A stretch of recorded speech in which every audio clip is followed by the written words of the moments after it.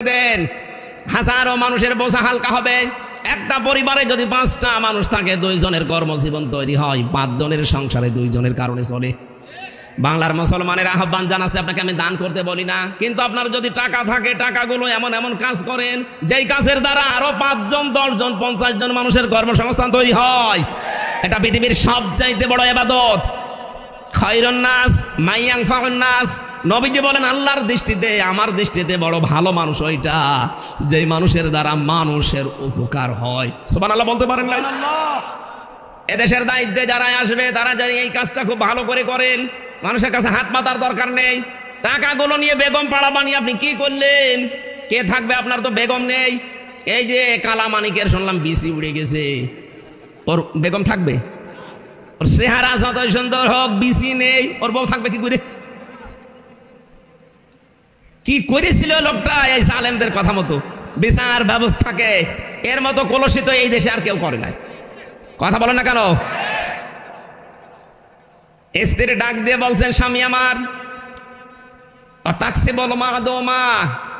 আপনি বস্ত্রহীনকে বস্ত্র দান করেন, যারা উলঙ্গ হয়ে থাকে, অর্ধ উলঙ্গ হয়ে থাকে, মানুষের পোশাক আশাকের ব্যবস্থা করেন। আজ হাজারো মানুষের কর্মসংস্থান থেকে তৈরি করে মানুষের যাদের বস্ত্রের অভাব আছে, অন্যের অভাব আছে, এই চাহিদাগুলো যারা মেটানোর জন্য কাজ করছে, সে যে দলের লোক হোক, এই মানুষগুলোই নবীর উম্মত। তারাই মাত্র এই দেশে যারা আছে, এই মানুষগুলোই শ্রেষ্ঠ স্বামী। তাদের ভয় লাগবে না, কেউ ভয় দেখাতেও পারবে না। আপনি মেহমানদারি করেন। আরে ভাই, মেহমান তো আমরাও ছিলাম 3 বছর। যুদ্ধবন্দীদের সাথে যা আচরণ করেছে এই দেশে এই 15.5 বছরে, কারাবন্দীদের সাথে ওই রকম আচরণ ওরা করতে পারে নাই। যুদ্ধবন্দী আর কারাবন্দী আকাশ পাতাল। আমরা কি যুদ্ধবন্দী ছিলাম না কারাবন্দী? বলেন বলুন। কারাবন্দীদের সাথে যা করেছে তুলে ধরার মতো না। অথচ নবীজি যুদ্ধবন্দীদের সাথে কি করলেন? হাদিস, বদরের যুদ্ধে সুমামা ইবনে ওয়াসাল, এই লোকটাকে সাহাবায়ে কেরাম মসজিদে নববীর ভেতরে খুঁটি দিয়ে বেঁধে রেখেছিল।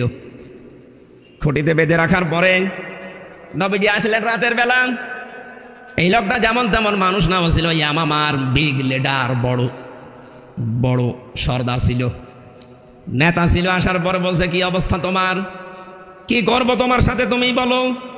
সামামা বলে, মুহাম্মদ সাল্লাল্লাহু আলাইহি ওয়াসাল্লাম আপনারা এখন বেঁচেও রাখতে পারেন, আপনি মেরেও ফেলতে পারেন।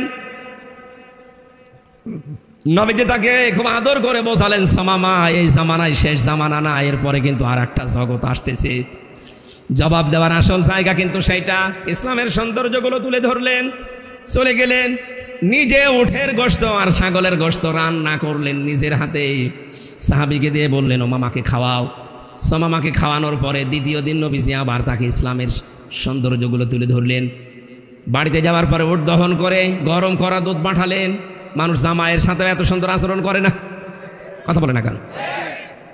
আর আমাকে 3টা বছর আপনি ফাঁসির কন্ডেম ছেলে যোগাযোগ বিচ্ছিন্ন করে রেখে দিয়েছে।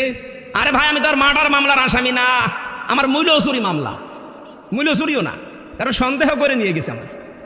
এই সিরাজগঞ্জের একটা ছেলে নাকি একটা তরবারি নিয়ে সংসদের পাশে ঘোরাঘুরি করছিল। পুলিশ তারে ধরেছে। কি করিস? বলে, সংসদ ভেঙে ফেলবো। তরবারি দিয়ে সংসদ ভাঙা যায়? বলে, না, আমি আমির হামজার ওয়াজ শুনে উদ্বুদ্ধ হয়েছি, এই আমার দোষ। জজ পর্যন্ত হাসতো যে আমি বিচার করব কি দিয়ে, এর ভেতরে কোনো মাল নেই। একটা বিচার করার কিছু তো থাকা লাগবে, কি দিয়ে বিচার করব? বিচারপতি নিজেই মাঝে মাঝে সরকারে যে উকিল ছিল তারা জিজ্ঞাসা করতো, আমি তো নিজেও আমির হামজার ওয়াজ শুনি, কই আমি তো উদ্বুদ্ধ হলাম না। ওই ছেলেটা পাগল, ওর মাথা খারাপ, এই জন্য উদ্বুদ্ধ হয়েছে, এ দোষ হুজুরের না। এরকম হাজারো মানুষের কথা শুনে যদি কেউ উদ্বুদ্ধ হয়ে অন্যায় করে তাহলে তার বিচার করা যায়। তো এমন কি কথা বলেছে একটু শোনান তো দেখি, উদ্বুদ্ধ আমি হই কিনা। বলছে, না, কোনো প্রমাণ নেই। আর আমার জানা মতে আমি এমন কোনো কথা বলি না যে উদ্বুদ্ধ হয়ে একটা মানুষ মেরে ফেলা লাগবে। অথচ যার কথায় উদ্বুদ্ধ হয়ে মানুষ পিটিয়ে হত্যা করেছে তার কোনো বিচার আজ পর্যন্ত হয়নি। হয়েছে? আজ পর্যন্ত হয়েছে? আমরা এই বিচার আবার করতে চাই। এই কথা বলেন না কেন? 28 অক্টোবর 2006 সালে যত মানুষ হত্যা হয়েছে প্রতিটি হত্যার বিচার আমরা চাই এই দেশে। মাস্টার মাইন্ড যিনি, যার আদেশে এটা হয়েছে, তার বিচার আগে করা লাগবে।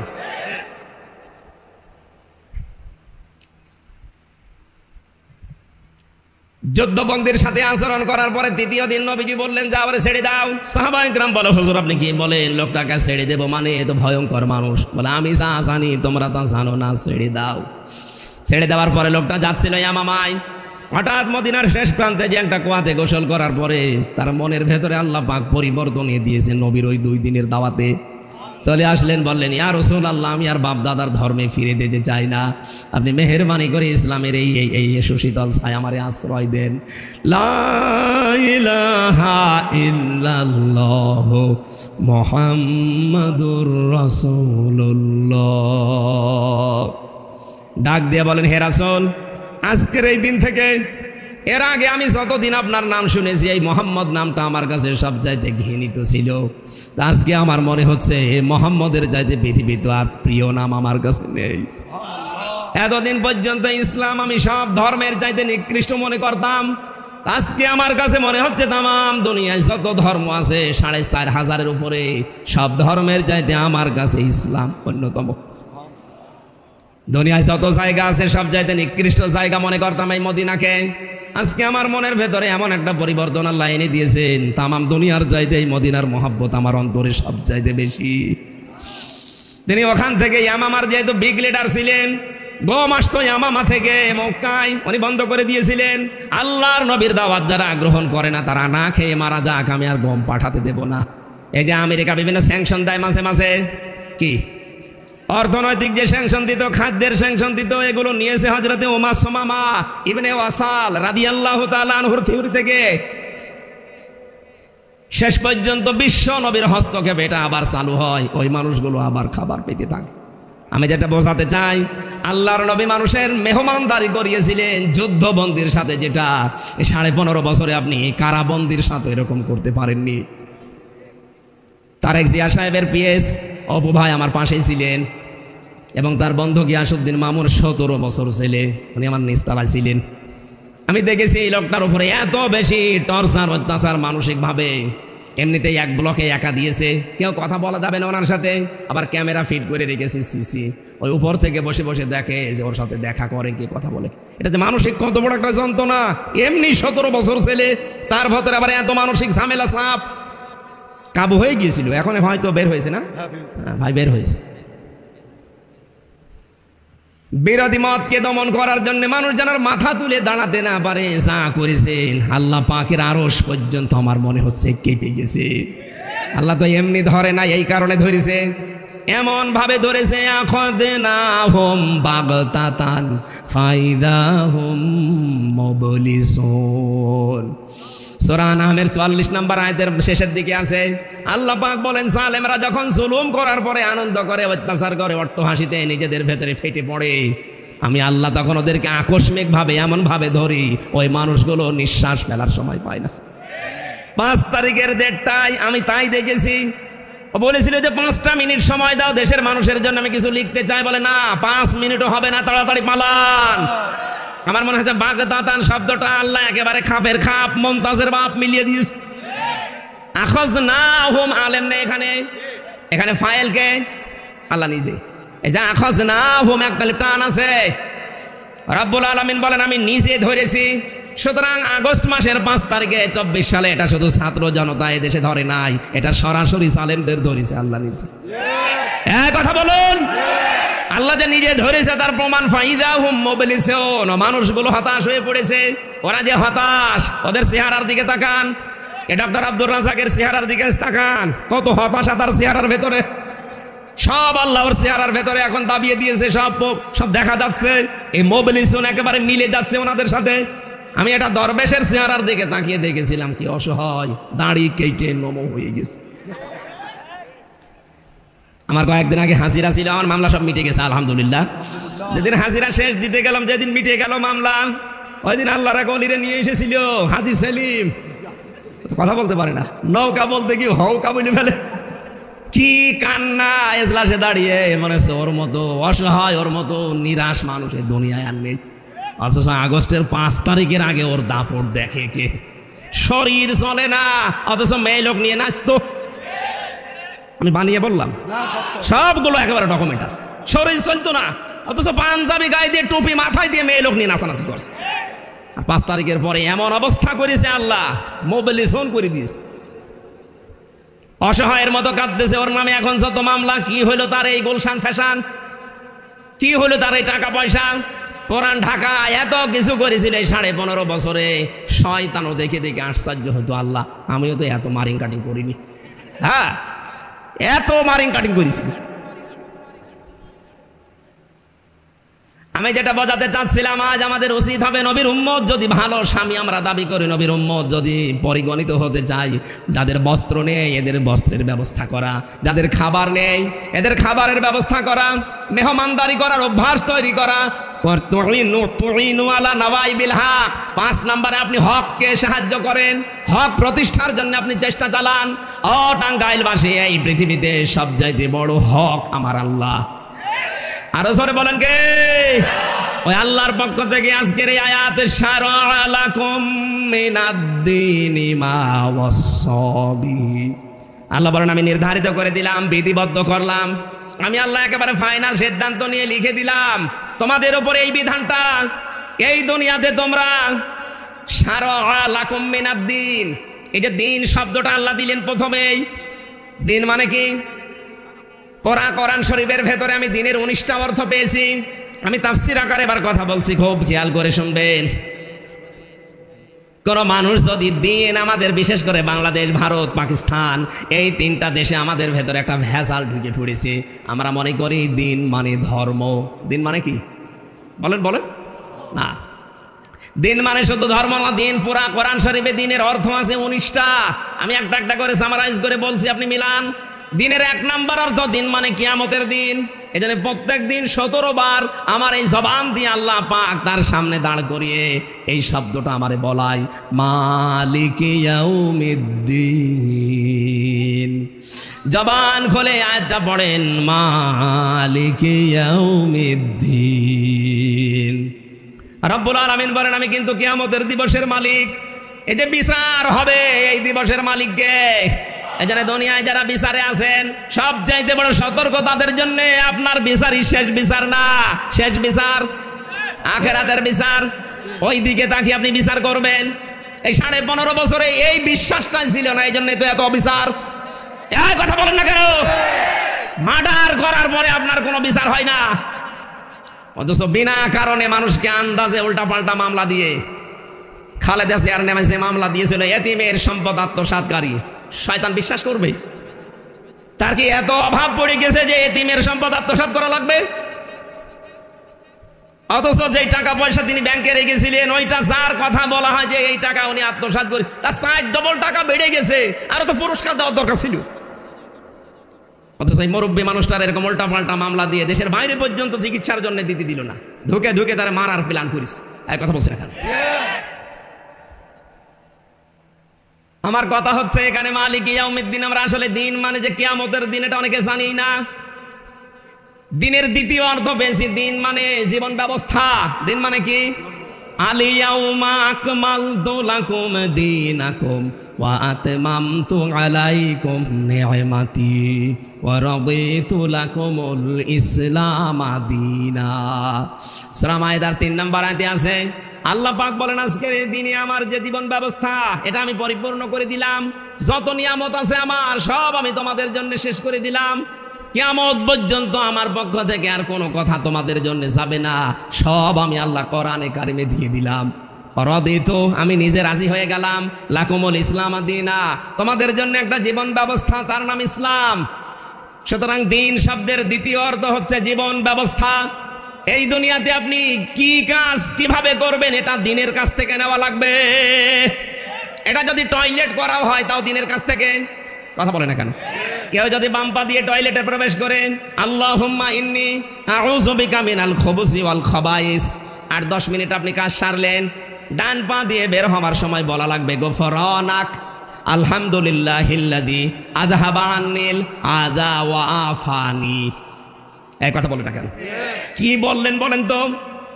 এই যে 8-10 মিনিট আপনি বললেন, এখানে বসে বসে আছেন, যাওয়ার সময় নবীজির তরিকাটা বাম পা দিয়ে, বের হওয়ার সময় ডান পা দিয়ে 2টা দোয়া পড়েছিলেন। আল্লাহর নবী জানিয়েছেন আমার উম্মতেরা আমার এই সুন্নাত অনুযায়ী 8, 10, 15, 20 মিনিট যা এই কাজ করেছে পুরাটাই ইবাদত। কারণ আপনি দিন মতো করেছিলেন এই কাজটা। বাংলার মুসলমানেরা এখনো হুঁশ আসে না আপনার। টয়লেটের মতো এরকম নিকৃষ্ট কাজ যদি রাসূলের তরিকায় করার কারণে এটা পুরাটাই দিন হয়ে যায়, ইবাদত হয়ে যায়। বিশ্ব নবীর 63 বছরের জীবন পড়ে আছে, কথা বলেন না কেন? তিনি 10 বছর এই কোরআন দিয়ে সমাজ রাষ্ট্র চালিয়েছিলেন, কথা বলেন। তাহলে এইটা চালাবে কি আপনার দাদা, আপনার বাবা? আপনাকে এটা দিয়ে চালানো লাগবে না রাসূলের মতো? ওনার টয়লেট করা আপনি দিন মনে করেন, ইবাদত মনে করেন, ওনার রাষ্ট্র চালানো রাজনীতি মনে করেন। আপনি মানুষ। আমরাও চাই এইটাই রাসূলের টয়লেট যেমন ইবাদত, ওনার 40 থেকে 63 এই 23 বছরের পুরাটাও ইবাদত। আমরা চাই এটাও যেন দিনের আদলে হয়। এই কথা বলেন, এটা চান কি না? এই 53 বছরে এটা আজ কায়েম নেই, এই জন্য আমরা টয়লেটে গেলে, মসজিদে গেলে ভালো লাগে। কিন্তু পৃথিবীর জমিন চালাতে হবে একেবারে ইউনিয়ন থেকে শুরু করে সংসদ পর্যন্ত আল্লাহর এই বিধান মতো রাসূলের ওই তরিকায়। এইটাও দিন।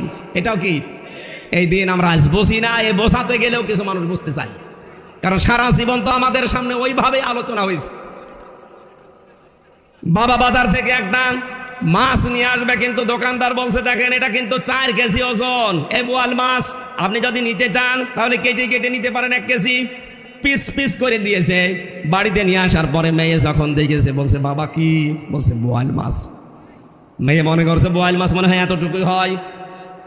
দ্বিতীয় দিন আবার 1 কেজি নিয়ে এসেছে, বলছে বাবা কি? বোয়াল মাছ। ও মেয়ের বিশ্বাস যে বোয়াল মাছ এতটুকুই। তৃতীয় দিন একেবারে 2 কেজি ওজনের একটা বোয়াল ঘাড়ে করে নিয়ে আসতেছে। ডাক দিয়ে বলছে আব্বা এটা কি? বলছে বোয়াল মাছ। মেয়ে বলছে না, এ বোয়াল আমি খাবো না, এ বোয়াল নেবো না, এটা বোয়াল না। আগে জানিয়ে এসেছিল ওটা কি বোয়াল। কথা বলছে না কেন? ওটা বিড়ালের পুষ। এখন যেটা নিয়ে এসেছে পুরাটা একটা বোয়াল মাছ। এতদিন পর্যন্ত আংশিক ইসলামের কথাবার্তা আমরা শুনেছি, পূর্ণাঙ্গ দিনের কথা শুনলেই মানুষ মনে করে এটা আমি খাবো না, নেব না। কারণ আমাদের অভ্যাস হয়ে গেছে 53 বছর বোয়াল মাছ মনে হয় এতটুকু। বোয়াল কি এতটুকু হয়? বলুন। বোয়াল মাছ যে 10 কেজি ওজনের আছে আমাদের জানাই নেই। দিনের ভেতরে আপনি টয়লেট করা আছে, মসজিদে যাওয়া আছে, এইটা বিশ্বাস করেন। দিনের ভেতরে যে চোরের হাত কাটা আছে এইটা আপনি মানেন না। এটা যদি কায়েম করতে পারতেন তাহলে এই দরবেশের হাত থাকতো। 36,000 কোটি টাকা চুরি করেছে। ওর হাত 2টা না, আরো যা আছে ওর সব কাটা পড়ে যেত। কথা বলেন। কারণ হাত কাটার পরে আমরা জানি অপরাধ যদি কেউ করে ডান হাত, এরপরে বাম হাত, এরপরে ডান পা, এরপরে বাম পা, বিপরীত দিক থেকে। ও যা করেছে 4 হাত পার পরে আরো যা আছে শরীরে, ও ঠ্যাং যা আছে সব কাটা পড়ে যেত। এই জন্য ওরা চায় না যে কোরআনের এই যে দিন মানে যে জীবন ব্যবস্থা, এটা যেন মানুষ না জানে। এটা আমরাও জানাতে পারি নাই, মানুষও জানে না, আর জানতেও দিতে চায় না। এইভাবে দিনের ব্যাখ্যা বললে ওরা বলে হুজুর রাজনীতি, এই জন্য অনুমতি দেয় না। আরে শয়তান, এইটাই আসল দিন, এইটাই আসল জীবন ব্যবস্থা। দিনের 3 নম্বর অর্থ, দিন মানে ধর্ম, যেটা আমরা মনে করছি। হ্যাঁ, এটাও আছে সূরা আলে ইমরান 3 নম্বর পারা 13 নম্বর না 11 নম্বর পৃষ্ঠা 4 নম্বর লাইনের 19 নম্বর আয়াতে আছে প্রথম অংশে, ইন্নাদ-দীনা ইনদাল্লাহিল ইসলাম। আল্লাহ পাক বলেন অবশ্যই আমি আল্লাহর কাছে মনোনীত ধর্ম ইসলাম। মনোনীত ধর্ম কি? দিনের 4 নম্বর অর্থ পেয়েছি আমি রাষ্ট্রীয় আইন। কি বললাম? বলেন বলেন। সূরা ইউসুফের 76 নম্বর আয়াতের মাঝের অংশে এটা পাবেন, মা কানা লিয়াখুযা আখাহু ফি দীনিল মালিকি ইল্লা আইয়াশা আল্লাহ। দ্বিতীয় নম্বরে সূরা মুমিনের 26 নম্বর আয়াতে আছে, ওয়াকালা ফিরআউনু দারুনি আকতুল মূসা ওয়া লিয়াদউ রাব্বা ইন্নী আখাফু আইয়ুবাদদিলা দীনাকুম আও আইযহিরা ফিল আরদিল ফাসাদ। হযরত মুসার দাওয়াতের পরে ফেরাউন বলেছিল আমারে তোরা ছেড়ে দে, আমি মুসাকে হত্যা করব, সে তার রবকে ডাকুক। আমি আশঙ্কা করছি সে আমার দিনকে পাল্টিয়ে দেবে। এখানে দিন মানে রাষ্ট্রীয় বিধান, রাষ্ট্রের নিয়ম নীতি মুসা পাল্টাতে চায়, তাহলে দিন মানে শুধু ধর্ম না, দিন মানে কিয়ামত না, দিন মানে জীবন ব্যবস্থা না, দিন মানে রাষ্ট্রীয় আইন। আল্লাহ বলেন এইটা প্রতিষ্ঠা করার জন্য আমি লিখে দিয়েছি। শুধু আপনাকে না, নূহ আলাইহিস সালামকে, মুসা আলাইহিস সালামকে, ইব্রাহিম আলাইহিস সালামকে, ঈসা আলাইহিস সালামকে, এত বড় বড় 4 জন নবীর পরে আল্লাহ বলেন আল্লাযী আওহাইনা ইলাইকা, আপনার প্রতি আমার একই নির্দেশ, আনাকিমুদ্দিন, আমার এই দিন জমিনে কায়েম করেন, ওয়ালা তাতাফাররাকু ফি, এ বিষয়ে কোনো ফতোয়াবাজি করবেন না। কোনো মত পার্থক্য এ ব্যাপারে নেই। আপনার রাজনৈতিক আদর্শ আলাদা থাকতে পারে, আপনি আলাদা পীরের মুরিদ হতে পারেন, আপনি জীবন চিল্লায় যেতে পারেন, কিন্তু আপনার টার্গেট থাকা লাগবে এই জমিনে আল্লাহর এই দিন কি করে কায়েম করা যায়। কারণ এটা কায়েম হলেই পূর্ণাঙ্গভাবে ইসলাম মানা যাবে। যতদিন কায়েম হবে না এদেশে ইসলাম মানা সম্ভব নয়, যতই চেষ্টা করেন। কাবুরা আলাল মুশরিকিনা মা তাদউহুম ইলাইহি, এই একত্ববাদের এই দ্বীনের ডাক দেওয়ার পরে আল্লাহ বলেন সবচাইতে বেশি খারাপ লাগবে মুশরিকদের কাছে। সুতরাং আমার এই দাওয়াত শোনার পরে মুসলমানদের আনন্দ লাগবে আর খারাপ লাগবে কাদের? আপনি কি মুশরিক? আল্লাহু ইয়াজতাবি ইলাইহি মাইয়াশা, আল্লাহ পাক যাকে নির্বাচিত করেন তাকে এই দিন প্রতিষ্ঠার কাজের জন্য কবুল করেন। ওয়াহদি ইলাইহি মাইয়ুনিব, এবং তিনি তার দিকে যে অভিমুখী হয়, তার দিকে যে ফিরে যাওয়ার চেষ্টা চালায়, মহান আল্লাহ পাক ওই মানুষটাকে তার দ্বীনের দিকে এগিয়ে দেন। আল্লাহ আমাদেরকে যেন তার দ্বীনের খাদেম, দ্বীন কায়েমের জন্য যেটা করা দরকার, শুধুমাত্র এই দেশে সৎ হলে হবে না, যোগ্যতা সম্পন্ন হওয়া লাগবে আমাদের। আমরা সারা জীবন এইটা শোনেন, সারা জীবন আমরা শুনেছি ইন্নাল্লাযীনা আমানু ওয়া আমিলুস সলিহাত, যারা ঈমান আনে আর আমলে সালেহ করে, কানাত লাহুম জান্নাতুল ফিরদাউসি নুজুলা, তাদের জন্য আল্লাহ জান্নাতুল ফিরদাউস রেখে দিয়েছেন, মেহমানদারি করাবেন। কিন্তু এই আয়াতের বাস্তবতা কি? ঈমান আনার পর সালেহ শব্দের শাব্দিক অর্থ কিন্তু শুধু সৎ না, শুধু নেক আমল না, সালেহ মানে যোগ্য। সালেহ মানে কি? সুতরাং সৎ তো হওয়াই লাগবে এবং যোগ্যতা সম্পন্ন হওয়া লাগবে। আজ আমাদের ওই যোগ্যতা ওই পর্যন্ত পৌঁছাতে পারছে না, এই জন্য রাষ্ট্রীয় যে দিন জীবন বিধান এটা আল্লাহ আমাদের হাতে তুলে দিচ্ছে না। এই জন্য আমাদের সৎ হওয়া লাগবে, পাশাপাশি যোগ্য হওয়া লাগবে। কথা বুঝতেছেন? তাহলে আপনার মেহমানদারির জন্য আল্লাহ জান্নাতুল ফেরদাউস বানিয়ে রাখবে। আবু হুরায়রা থেকে বর্ণিত হাদিস, যে ব্যক্তি মরে গেল কিন্তু তার মনের ভেতরে কামনা ছিল না যে আল্লাহর জমিনে আল্লাহর দিন কায়েম হোক, নবীজি বলেন লোকটা মরবে মুনাফিক হয়ে। আল্লাহ আমাদেরকে যেন বাঁচিয়ে দেন, বলেন আমিন। আমার গলা ব্যথা করছে, আমরা শেষ করে দিলাম, 11টা বাজে। আল্লাহুম্মা আমিন।